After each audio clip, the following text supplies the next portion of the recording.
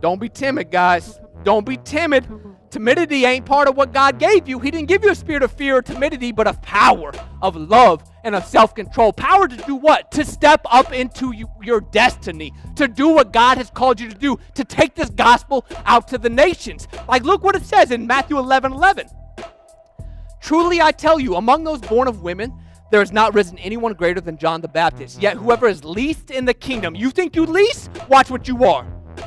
He who is least in the kingdom is greater than he. Why? Because even the least is my son. And I got so much love for my son, he don't even understand it. I'll forgive, I'll forget, I'll take his sin. I got so much. Even the least in the kingdom is a co-heir with Christ. Quit your whining and complaining and raise that head up, son.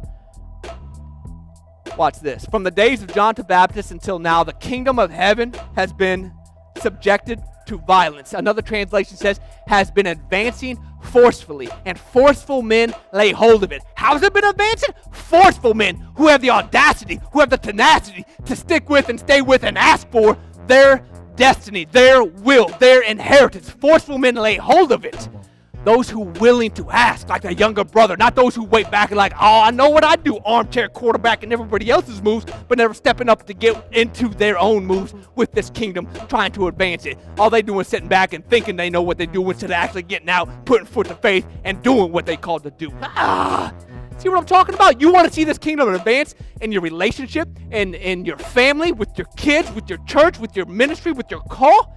Forcefully go get it.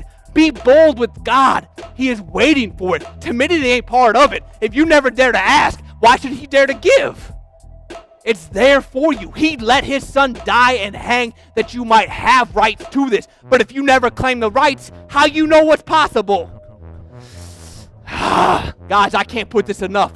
Like, into your heart, into your mind.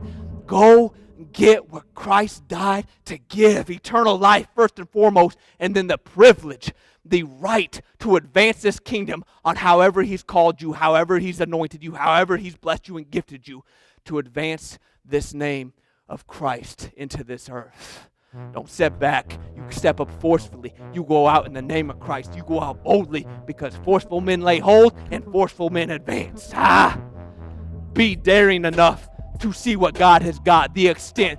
Don't think you know the limit. God has got so much for you. The younger son thought he knew the limit. I'm not even worthy to be called your son. He said, shut up with that stuff. Here's a ring. Here's a robe. Here's some sandals. Put the crown back on. I got so much more for you to give. Don't you ever think you're not worthy. You're always worthy through Christ. You're always my son and never my servant, never my enemy, never anything less than sonship, baby. Get it.